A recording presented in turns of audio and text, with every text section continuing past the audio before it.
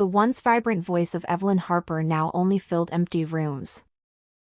Years ago, she had sung under smoky lights in Chicago's best jazz lounges, her voice silkier than satin. Her name once echoed across town, but now? Just dust on old vinyl records and the occasional drunken compliment from someone who barely remembered the 90s. Evelyn lived alone in a fading apartment above a pawn shop. Her curtains were always closed, as if the sun reminded her too much of better days. She hadn't sung in over a decade, not since he left. Daniel. Her only son. They hadn't spoken in 7 years. Not since the night she chose the stage over his graduation, saying, "Mama's gotta perform, baby. We'll celebrate later." But later never came. That night was her last real gig. And the boy she once rocked to sleep with lullabies left with a suitcase in silence. Daniel lived in New York now, just scraping by with part-time jobs while trying to publish short stories. His words were good. His heart was better. But it was broken, carved hollow by years of abandonment. He used to send her birthday cards, always signed, D. She never wrote back. Not because she didn't want to, but because she didn't know how. One rainy night, Daniel sat in a cafe editing a story titled Mother of Silence. His friends said it felt too real. Too raw. He just nodded, lost in thought. That night, Daniel dreamed of her singing again. The stage was empty, but she sang like the world was still listening. 2 weeks later, Evelyn received a letter. No return address, just a crisp, folded note slipped under her door. "You sang my pain before I knew I had it. But now I write my silence, and you've never heard a word. If you ever want to find me, take the 9:40 train from Birmingham. I'll be in the last car, heading nowhere in particular. D." She clutched the paper with shaking fingers. Was it really him? Was it too late? Her hands trembled as she opened the closet, pulling out the dusty suitcase that once traveled the world with her.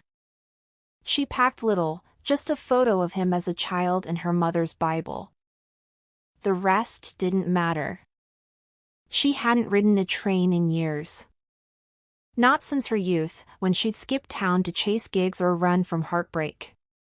Now, each rattle of the railcar seemed to jolt old memories back into her bones. At Birmingham Station, she met Tommy Reed. Wrinkled around the eyes but still had that boyish smile. "Evelyn Harper?" he asked, tipping his conductor's cap. "Well, I'll be damned." "Tommy," she said, nearly laughing. "You still working these rails?" "They still let me, though I don't know why," he grinned. "Where to, Songbird?" "Last car," she whispered. "Chasing ghosts." Tommy looked at her for a long moment, then led her quietly through the train. It was nearly empty. Only a quiet preacher sat near the back, humming a hymn under his breath. Daniel wasn't there. Evelyn's heart sank. She sat across from the preacher, unsure what to do next. He smiled gently. "You look like someone who's lost more than luggage." She chuckled weakly. "I'm looking for someone. My son. I think he wanted me to find him." The preacher closed his Bible. "Sometimes, finding someone doesn't mean they're sitting across from you.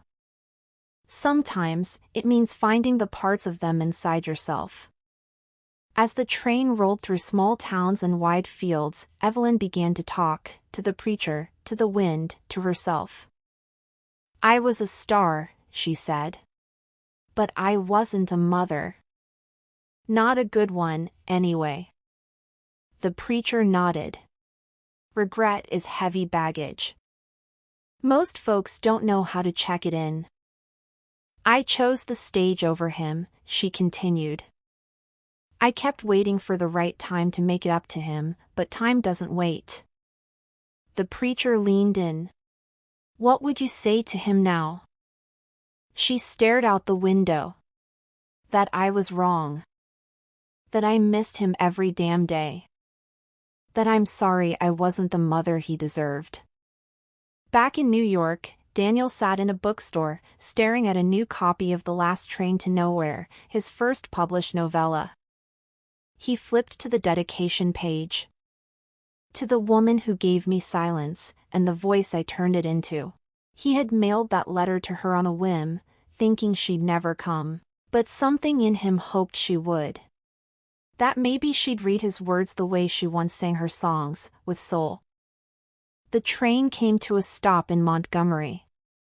Tommy walked down the aisle.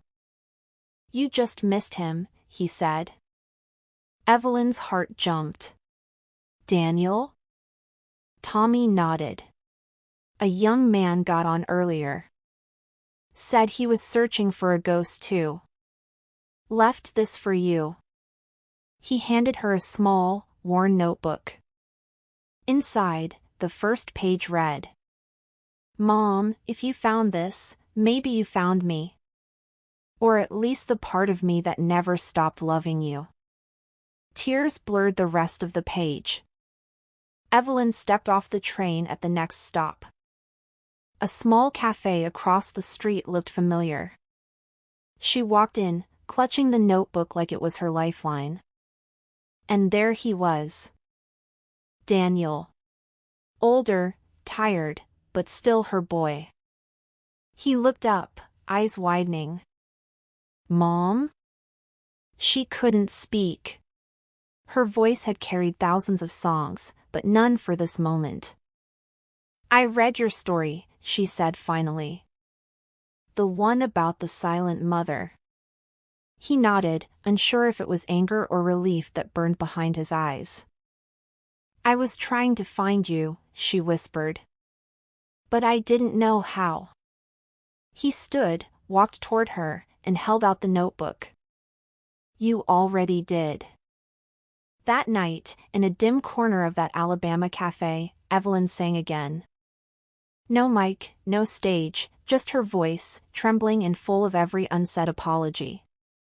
Daniel sat beside her, eyes closed, remembering the lullabies that once stitched his dreams. The preacher passed by the window, smiling quietly to himself.